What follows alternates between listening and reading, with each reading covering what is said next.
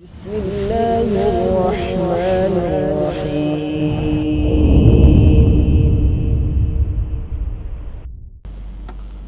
بسم الله الرحمن الرحيم السلام عليكم ورحمة الله وبركاته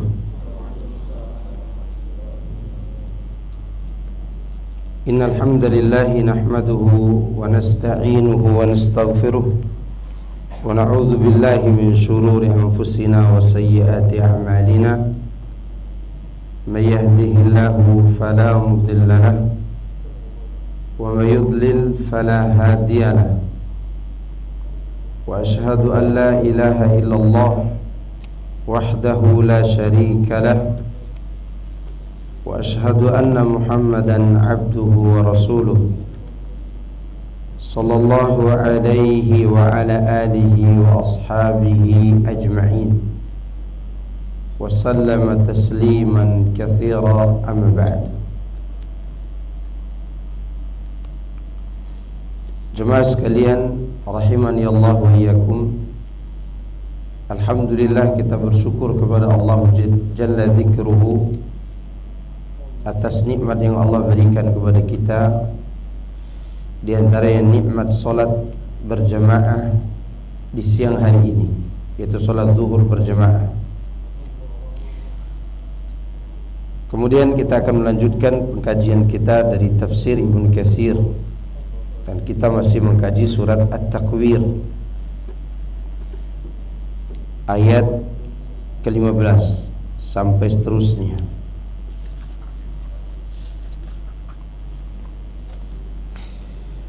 A'udzu billahi minasy syaithanir rajim.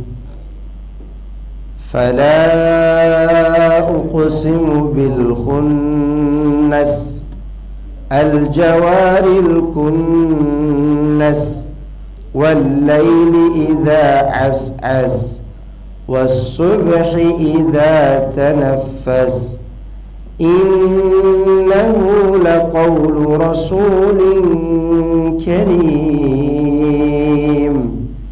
dhi quwwatin 'inda dhil 'arsy makin muta'in thumma amin wa ma sahibukum bimajnun walaqad ra'ahu bil ufuqil mubin wa ma huwa 'alal ghaibi bidanin wa ma huwa biqawli syaitanir rajim fa ayna tadhhabun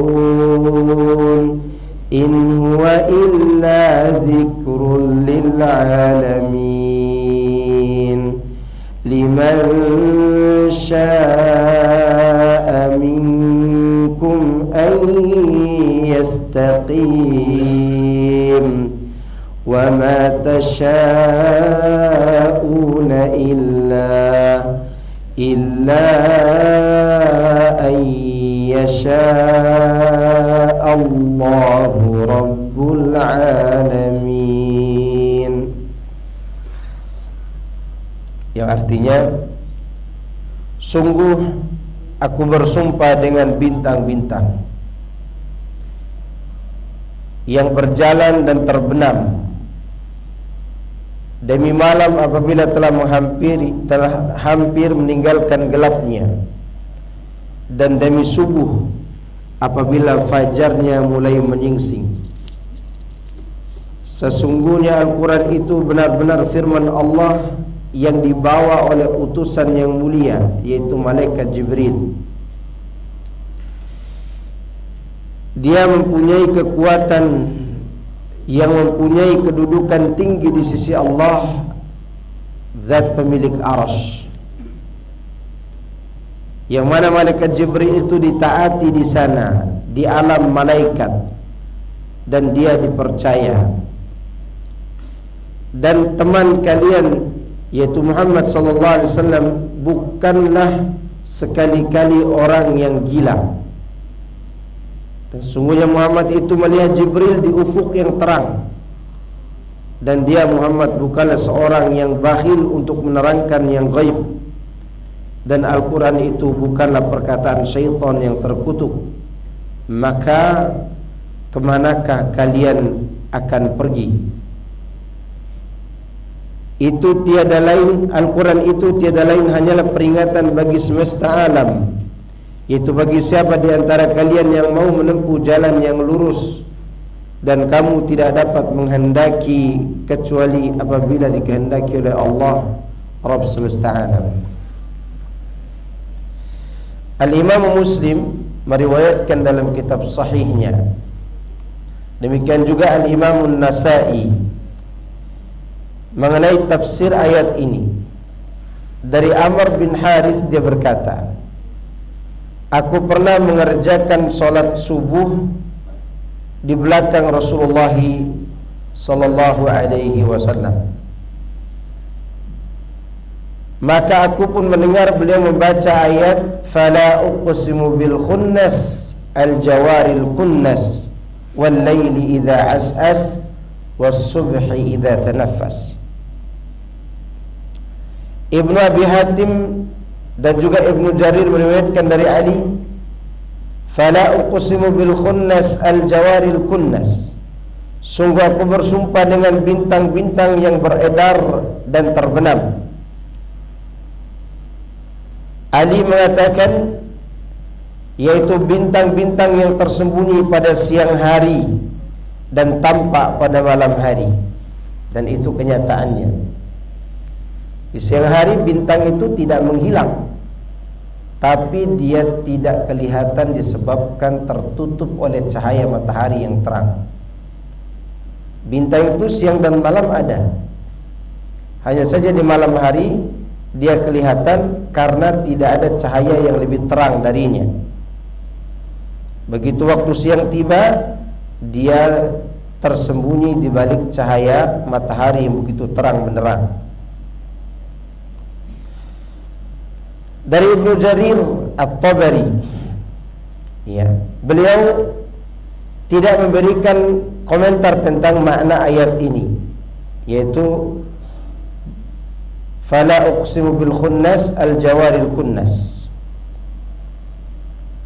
Apakah bintang tersebut dianggap bintang, atau apakah kalimat itu dianggap bintang-bintang, atau makna al-khunnas al-jawaril kunnas ini adalah makna untuk binatang yang ada di bumi, yaitu sapi dan kijang. Jadi ada yang menafsirkan bahwa al-khunnas al-jawaril kunnas itu ditafsirkan dengan kijang dan sapi. Ibnu Jarir mengatakan ada kemungkinan semua tafsir itu benar, bahwa kijang dan sapi itu juga dinamakan dengan al-khunnas. Ya, tentu di sini bukan sapi yang dipelihara, tapi sapi liar. Demikian juga kijang. Namun kalau dilihat daripada pembicaraan ayat-ayat ini, yang lebih tepat al-khunnas ini ditafsirkan dengan bintang, karena Allah berbicara malam dan subuh, ya. Wal laili idza as'as, dan demi malam apabila telah hampir meninggalkan gelapnya. Biasanya ini di waktu sahur. Di waktu sahur itu malam mulai meninggalkan gelapnya, yaitu di saat fajar kadzib namanya. Jadi fajar itu ada dua, ada fajar kadzib, ada fajar shadiq. Di fajar kadzib itulah kita disunnahkan makan sahur sebelum waktu adzan. Ketika fajar shadiq tiba, maka fajar yang menandakan masuknya waktu sholat itu mulai menyingsing. Bedanya antara kedua fajar itu, kalau kita tinggal di gunung atau berada di tengah laut, fajar kadzib itu memiliki terang di ufuk timur sana, terangnya bentuknya menjulang tinggi, seperti berdirinya ekor serigala. Sedangkan fajar shadiq cahayanya horizontal, dia berada di atas gunung-gunung dan warnanya merah. Kalau fajar kadhib warnanya putih. Di saat itulah malam mulai meninggalkan kegelapannya. Mengenai makna wal-laili idza as'as, ini juga terdapat dua pendapat para ulama. Pertama, yang dimaksud idza as'as yaitu ketika datang kegelapannya. Mujahid mengatakan yakni menjadi gelap. Sedangkan pendapat yang lain, pendapat yang kedua, yaitu apabila telah hampir meninggalkan gelapnya, seperti yang diterjemahkan dalam terjemahan kita. Makna yang pertama, wal-laili idza as'as, as'asa itu bahasa Arab. Bahasa Arab yang jarang dipakai oleh orang Arab belakangan. Ya, banyak mufradat bahasa Arab yang tidak bisa dipakai dalam bahasa sehari-hari. Maka oleh karena itu para ulama mufassirin terkadang mereka berselisih pendapat tentang kata-kata seperti ini. Seperti misalnya di Al-Quran itu ada surat Fatir. Dulu Fatir itu tidak dikenal di bangsa Arab yang ada di kota Mekah dan juga yang ada di Madinah, kecuali yang memakai bahasa Fatara, yaitu orang-orang Badui. Orang-orang Badui yang masih murni bahasa fusha mereka. Maka Ibn Abbas ketika menafsirkan kalimat Fatir dalam surat Fatir itu, beliau tidak mengerti sampai dia temukan dua orang Badui yang bertengkar. Kata bertengkar tentang sumur, tentang genangan air. Kata Badui yang satu, ana fatiruha, aku yang memfatirkannya. Ibnu Abbas melihat, fatir itu apa tuh? Oh, membuat, menciptakan. Maka baru dia paham arti fatir itu. Sama dengan as-as ini. Ketika para ulama membaca surat ini, idza wal-laili idza as-as, maka tidak ditemukan langsung tafsir yang disepakati. Tapi kesepakatan mereka di sini, as-asa itu ada kaitannya dengan kegelapan. Yang mereka perselisihkan adalah apakah as-asa di awal gelapnya malam atau di akhir gelapnya malam. As-asa itu apakah diartikan malam datang bersama gelapnya atau malam mulai meninggalkan gelapnya? Itu. Kalau yang diambil oleh para penterjemah, ya, mereka mengambil pendapat dari sahabat yang mulia Ibnu Abbas radhiyallahu anhu, yaitu beliau mentafsirkan bahwa wal-laili idza as'as, yaitu malam apabila meninggalkan gelapnya, berarti mendekat waktu subuh.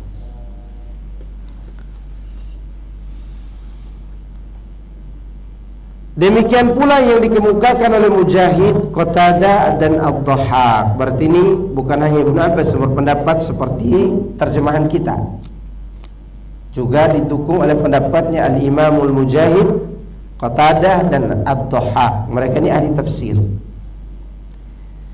Dan ini juga yang disepakati oleh Al-Imam Ibnu Jarir At-Tabari dalam tafsir Tabari.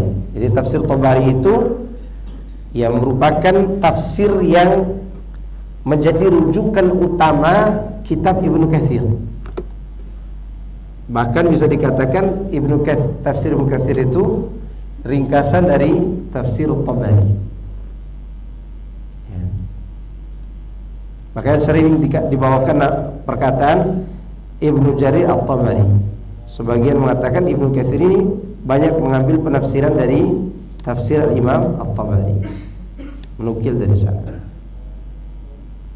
Nah, disimpulkan makna yang mana nih? Wal-laili idza as'as. Menurut Ibnu Jarir At-Tabari, wal-laili idza as'as artinya dan demi malam apabila mulai meninggalkan kegelapannya. Artinya mulai datang fajar. Hal itu didukung oleh firman Allah selanjutnya, was-subhi idza tanaffas. Ada sambungan nih, malam mulai menghilang, datang waktu subuh, dan itu dijelaskan oleh Allah pada ayat di bawahnya. Dan demi subuh apabila fajarnya mulai menyingsing, yakni bersinar. Sinarnya fajar shadiq, sekali lagi dia berbentuk horizontal di atas pucuk-pucuk gunung dan warnanya merah. Itu fajar yang menyingsing itu. Seorang penyair mengatakan, hatta idza subhu lahu tanaffasa wajaba anha lailuha wa as'asa. Sehingga apabila waktu subuh sudah menampakkan sinarnya, sementara malamnya telah meninggalkan gelapnya. Yang dimaksud dengan malam meninggalkan gelapnya, ya ini malam telah pergi. Menurut saya di sini adalah Ibnu Katsir. Ini perkataan beliau. Yang dimaksud dengan idza tanaffas, yakni wasubhi idza tanaffas, adalah jika malam telah tiba, meskipun penggunaannya bisa juga untuk pengertian jika malam telah berlalu. Tetapi pengertian tiba di sini lebih cocok, seakan-akan Allah bersumpah dengan malam dan kegelapannya jika tiba, dan dengan waktu pagi dan cahaya jika terbit. Ini kesimpulan Ibnu Katsir. Jadi begini, beliau ingin memadukan penafsiran-penafsiran yang ada. Wal-laili idza as'as boleh dikatakan di awal gelap, sedangkan was-subhi idza tanaffas untuk membahas akhir malam. Ya. Masih berkaitan dengan was-subhi idza tanaffas, yakni terbit. Tanaffasa yatanaffasu artinya terbit di dalam menafsirkan ayat ini. Tapi kalau diartikan secara kalimat mufradat, tanaffasa yatanaffasu artinya bernapas. Ana atanaffasu, saya bernapas. Ya, kalau tanaffasa itu bernapas. Tapi kalau dipanjangkan fa-nya tanafasa. Ini kan tasdid nih. Tasdid bacanya tanaffasa. Artinya bernapas atau fajar menyingsing. Tapi kalau dibaca tanafasa, na-nya panjang, artinya berlomba-lomba.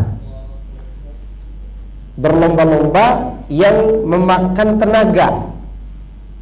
Seorang lari nih, lari kencang dia, tentu dia akan mengeluarkan tenaga dan bernapas dengan kencangnya. Kan begitu jadinya. Tanafasa, bersemangat.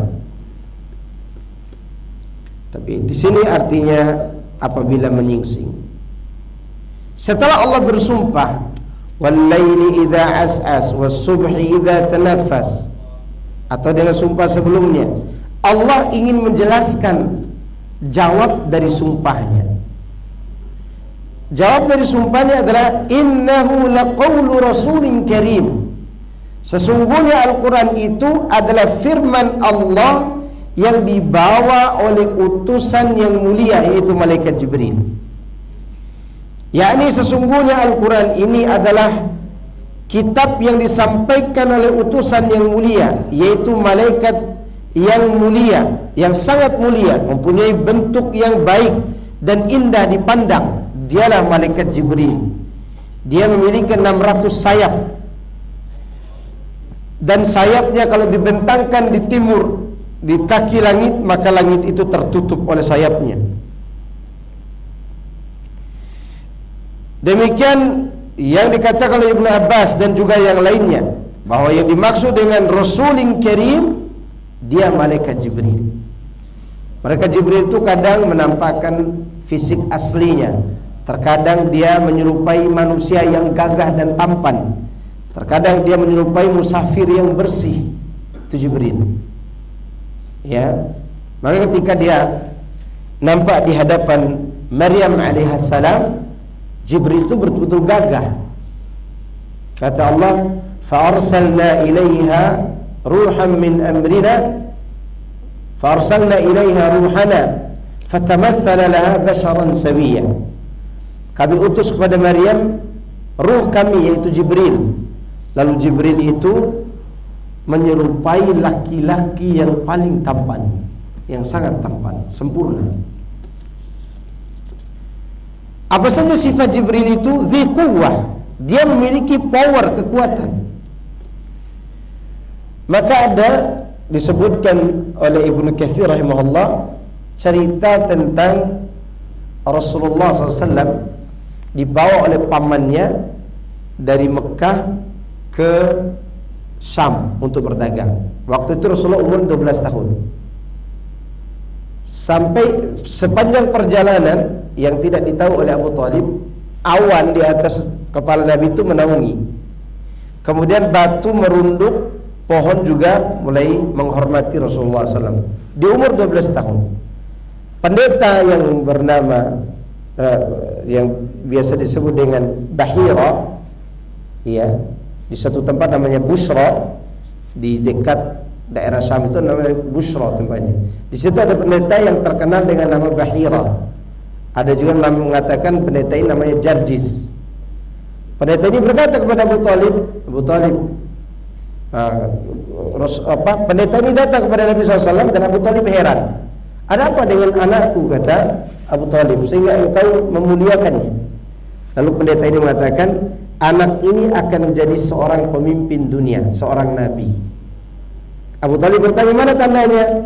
Dibuka di bagian belakang beliau ada tandanya, dan juga diberitahukan tadi sepanjang perjalanan makhluk-makhluk seperti batu dan kayu mereka tunduk hormat kepada anak ini, dan dia akan menjadi nabi. Nah, singkat cerita, Abu Talib disuruh pulangkan Nabi Muhammad SAW, disuruh antar orang, dia naik onta. Pulanglah Nabi SAW dari Busra kembali ke Mekah. Di perjalanan, dalam salah satu cerita yang diceritakan oleh Ibnu Katsir, iblis menarik tali kekang ontanya Nabi untuk diarahkan kepada kelompok Yahudi supaya membunuh beliau. Saat itulah turun Jibril. Turun siapa? Jibril alaihissalam. Kemudian Jibril pun saking kuatnya, dia meniup iblis itu sampai iblis itu terpental ke negeri Ethiopia, ke negeri Habasyah. Ini cerita yang dibawa oleh Ibnu Katsir. Kalau salah di tafsirnya ini ada. Ya, kan ada ustaz mengatakan Rasulullah SAW itu dulu sesat. Ya, wa wajadaka dhallan fahada. Ada ustaz mengatakan bahwa Nabi itu sesat. Ini salah penafsiran. Dhallan di sini ditafsirkan dengan kisah tadi, di mana onta beliau hampir tersesat. Kemudian Jibril alaihissalam diutus oleh Allah untuk membereskan makhluk yang bernama iblis. Maka Jibril itu punya kekuatan dzikuwah. Hanya saja cerita yang dibawa oleh Ibnu Katsir itu riwayatnya masih perlu diteliti, kembali. Nah, Jibril alaihissalam disebutkan oleh Allah sifatnya diri di sini dzikuwatin. Sebagaimana Allah sebutkan dalam ayat yang lain, allamahu syadidul quwa, ya, Rasulullah SAW diajarkan oleh malaikat yang memiliki kekuatan penuh, yaitu Jibril alaihissalam. Dia mempunyai tubuh yang kuat dan kekuatan serta perbuatan yang sangat dahsyat. Ya, tubuhnya kuat, sifatnya kuat, dan juga perbuatannya sangat dahsyat. Inda dzil arsy makin, dia berada di sisi Allah yang punya arsy lagi kokoh. Malaikat Jibril itu berada di sisi Allah Azza wa Jalla. Ya, dan termasuk malaikat yang terdekat dengan Allah. Makanya Allah kalau ada urusan yang ingin disampaikan, dia beritahukan ke Jibril. Misalnya ada di antara kita yang duduk di majelis ilmu ini yang dicintai oleh Allah Subhanahu wa taala, karena di antara orang yang dicintai Allah itu orang yang duduk di majelis ilmu. Kalau ada orang-orang yang duduk di majelis ilmu itu dicintai oleh Allah, Allah akan panggil Jibril pertama kali. Fanada Jibril. Allah katakan kepada Jibril, "Inni uhibbu fulanan fahbibhu." Jibril, aku cinta sama fulan, maka cintailah dia. Baru Jibril nanti menyampaikan hal itu kepada seluruh penduduk langit. Ini kedekatan Jibril alaihissalam kepada Allah. Namun orang Syiah mengatakan Jibril itu pengkhianat. Ini orang Syiah mengatakan Jibril itu siapa? Pengkhianat. Sebagaimana disebutkan dalam kitab mereka, di salah satu kitab monumentalnya orang Syiah itu, Faslul Khitab fi Tahrif Kalami Rabbil Arbab. Di antara perkataan mereka bahwa Jibril itu salah membawa wahyu.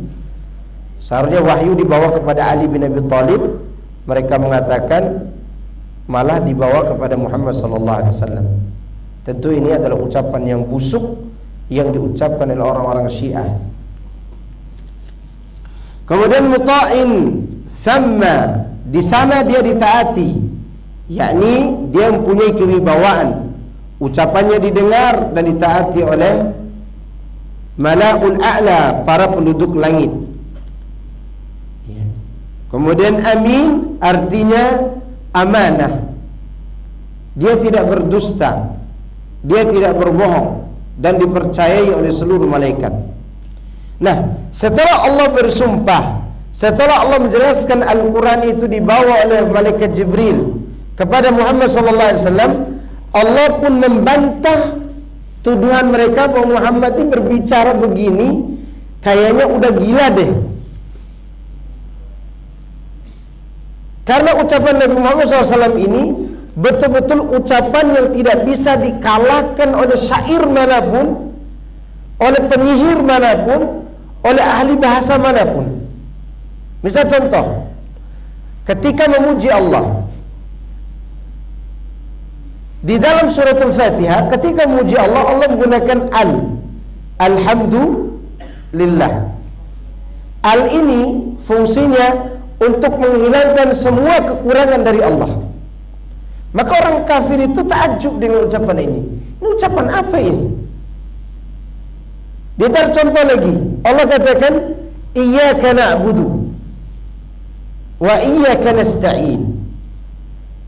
Orang Arab mengenalnya bukan seperti ini susunan kata. Orang Arab menyusun kata itu dengan na'budu iyyaka wa nasta'inu iyyaka.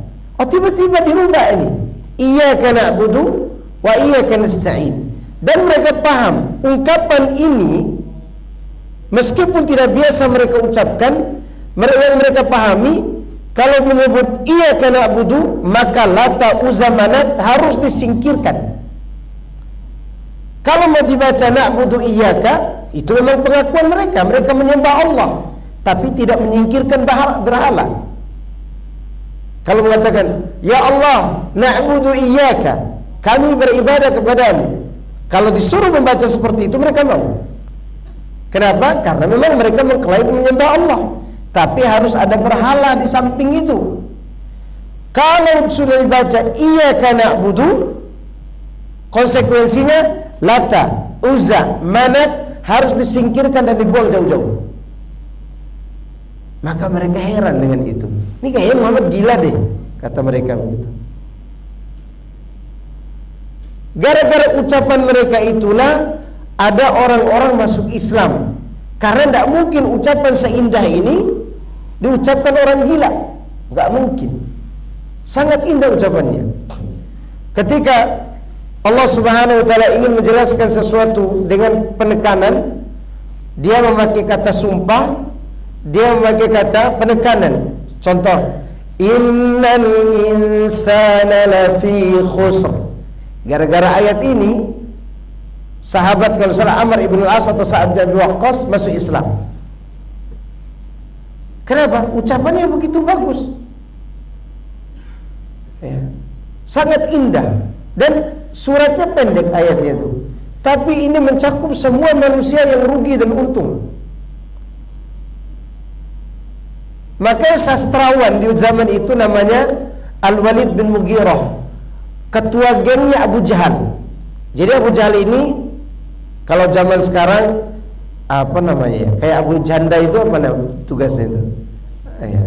Buzzer ya, buzzernya. Abu Jahal itu buzzernya. Nah, ketua gengnya ada Al-Walid bin Mughirah dari suku yang sama, namanya suku Makhzum. Al-Walid bin Mughirah ini kalau dia bersyair semua orang mendengar karena syairnya indah. Suatu hari Abu Jahal datang lapor, Walid, ini Muhammad itu penyair deh. Enggak, kata Al-Walid bin Mughirah, aku lebih paham syair dari seluruh orang Arab di sini, kata dia. Dan syair tidak seperti itu bentuknya, itu terlalu indah kalau dikatakan syair. Maka mereka memilih-milih kata, akhirnya dijadikan tukang sihir Nabi waktu itu. Kemudian karena tidak sanggup juga, akhirnya apa aja diucapin, gila apa segala gitu. Sampai suatu hari datang orang dari luar kota Mekah, dia sebenarnya perantau, namanya Dimad al-Azdi, dan ceritanya diceritakan dalam Sahih Bukhari. Cerita Dimad al-Azdi ini diceritakan di dalam Sahihul Bukhari. Ya. Tambahan ceritanya, dia dulu perantau, kemudian balik lagi ke kota Mekah. Sesampai di kota Mekah, dia mendengar kabar ada orang mengaku sebagai nabi dan dia gila. Dimad al-Azdi dilarang oleh orang-orang, ente jangan dekati Muhammad. Muhammad itu majnun. Kalau ente dekatin dia, ente bisa kesurupan seperti Muhammad. Kata Dimad al-Azdi, aku, kata dia, di luar daerah sana atau bahkan di sini tukang ruqyah, kata dia. Aku ini suka meruqyah orang, kata Dimad al-Azdi. Maka kalau Muhammad betul-betul majnun, aku akan datang kepada Muhammad itu, aku ruqyah saja dia. Ini ruqyah ala jahiliyah. Ya, ruqyah ala jahiliyah. Datanglah Dimad al-Azdi kepada Nabi Muhammad SAW dan berkata, ya Muhammad, madza bika? Apa yang terjadi dengan engkau, ya Muhammad? Nabi SAW tidak menjawab pertanyaan atas tuduhan tadi. Kan kata Dimad al-Azdi, apa yang terjadi dengan dirimu? Benar nggak engkau sudah gila? Nabi tidak mau menjawab ini karena capek menjawabnya. Dia tinggal tunjukkan, ini loh bahasa orang gila itu, benar nggak gitu. Maka beliau pun mengucapkan ucapan yang bisa dinilai oleh orang berakal. Kata Nabi, innal hamdalillah nahmaduhu wa nasta'inuhu wa nastaghfiruh, sampai akhir khutbatul hajah. Dimad al-Azdi terkesima dengan ucapan itu. Muhammad, ini ucapan terlalu indah, tolong diulangi sekali lagi. Kemudian Nabi SAW mengulangi lagi, innal hamdalillah nahmaduhu wa nasta'inuhu wa nastaghfiruh. Kemudian Dimad al-Azdi mengatakan, ulangi sekali lagi, sampai 3 kali disuruh ulangi. Baru setelah itu Dimad al-Azdi mengatakan, demi Allah, yang kau ucapkan ini bukan bahasa orang gila, tapi bahasa orang yang menerima wahyu dari Allah. Maka aku sekarang mempersaksikan, asyhadu an la ilaha illallah wa asyhadu annaka rasulullah. Masuk Islam dia. Di sini ada pelajaran menarik buat kita. Kalau suatu hari nanti kita dituduh orang begini dan begitu, misalnya yang panjang-panjang jenggot ini dituduh teroris, gitu, antum tidak usah baperan. Tunjukkan akhlak antum, bukan bahwa antum itu bukan teroris. Ucapan antum bukan ucapan teroris. Ajakan antum bukan ajaran kepada teroris. Tunjukkan siapa diri kita. Kalau kita jawab perkataan orang jahil, maka kita akan berantem dengan mereka, atau minimal kita baperan. Udah tunjukin aja, ini akhlak yang kalian tuduh teroris itu, ini ajaran yang kalian tuduh teroris itu, ini ucapan kami, bagaimana kami takut mengganggu seekor belalang kalau tidak dimakan, seekor kodok tidak boleh dibunuh. Jangan kata membunuh orang, menunjuk orang dengan ini, yang ada runcingnya, dilaknat oleh malaikat. Tunjukkan seperti yang dilakukan Nabi kita ini. Ditanya apakah kamu gila, dia tidak perlu jawab. Dia hanya tinggal tunjukkan, ini loh orang gila itu. Ucapannya innal hamdalillah. Mungkin enggak orang gila bisa mengucapkan ucapan seindah ini, mengakui keesaan Allah dan kesempurnaan Allah, kemudian mengakui kekerdilan diri sendiri dan kekurangan diri, lalu menyebutkan hidayah hanya di tangan Allah dan mempersaksikan keesaan Allah, ada orang gila kayak gini? Tentunya tidak ada. Maka dia pun masuk Islam. Oleh karena itu Allah membantah, wa ma sahibukum bimajnun, dia bukanlah orang gila. Muhammad itu bukan orang gila. Dan dia telah melihat Jibril, ya, di ufuk. Waktu itu Jibril membentangkan 600 sayapnya. Wa ma huwa 'alal ghaibi bidanin, dan dia tidak pelit untuk menyampaikan yang gaib. Dan ini kewajiban Nabi Muhammad SAW. Tidak boleh dia pelit menyampaikan yang gaib. Dia harus jelaskan, tetapi tidak bisa dikhayalkan. Jadi Nabi itu hanya menjelaskan yang gaib, yang ditahunya saja. Selain itu dia tidak tahu. Wa ma huwa biqauli syaitanir rajim, dia bukanlah ucapan syaitan yang terkutuk. Jadi Al-Quran itu bukan ucapan syaitan, bukan sihir, bukan syair. Fa aina tadhhabun, kalau sudah jelas semuanya bahwa Quran datang dari Allah, kemana kalian akan pergi? Kalian akan berpegang dengan apa setelah ini? Artinya ditanya oleh Allah, kalau Quran sudah benar, lalu kemana kalian akan beragama? Ikutin siapa nih? Ya, liman sya'a minkum in huwa illa dzikrul lil alamin. Quran itu tidak lain melainkan peringatan untuk seluruh manusia, bahkan untuk seluruh alam. Siapa di antara kamu yang mau menempuh jalan yang lurus, maka tempuhlah. Tapi ingat, jalan yang lurus yang kalian kehendaki itu tidak akan kalian capai kecuali apabila Allah menghendakinya. Di sini ada anjuran, bukan hanya tenaga yang kita pakai, tapi juga sandaran hati kepada Allah. Lihat Abu Talib, dia bersama dengan naungan wahyu bersama Nabi, tapi dia tidak mendapatkan hidayah. Kenapa? Karena tidak punya keseriusan dalam hati untuk mencari kebenaran. Berbeda dengan Salman Al-Farisi, dia berjalan dari negerinya, dari Iran menuju ke Syam, dari Syam pindah ke Mosul, Mosul itu Irak, dari Irak pindah ke Turki, dari Turki pindah ke Wadil Qura. Dia dijual oleh 2 orang Yahudi sampai kota Madinah, dan dia temukan hidayah itu. Lihat dua perbedaan. Abu Talib hidup di bawah naungan kenabian, tapi dia mati dalam kekufuran. Salman Al-Farisi berpindah dari agama yang menyembah api, kemudian berubah jadi Nasrani, kemudian terus berubah sampai dia bertemu dengan Rasulullah SAW, dan dia pun masuk Islam. Apa modalnya? Dia punya keseriusan dalam hati. Oleh karena itu, kalau kita menghendaki hidayah, maka ikat hati kita dengan Allah dalam tawakal kita. Sebagaimana Allah katakan dalam surah Ali Imran ayat 101, wa may ya'tasim billahi faqad hudiya ila siratim mustaqim. Barang siapa yang berpegang dengan Allah, tawakal kepada Allah, maka sungguh Allah akan menunjuki dia kepada jalan yang lurus, dan itu sebuah kepastian. Sekira cukup itu bisa saya sampaikan, karena waktu sudah jam 1 dan antum juga butuh istirahat dan butuh makan juga, ya. Semoga ini bermanfaat bagi kita semuanya. Semoga Allah berikan kita keluasan rezeki dan juga kelapangan dada untuk menerima hidayah dari Allah Subhanahu wa taala. Ada tanya jawabnya. Subhanakallahumma bihamdika asyhadu an la ilaha illa anta astaghfiruka wa atubu ilaik. Assalamualaikum warahmatullahi wabarakatuh.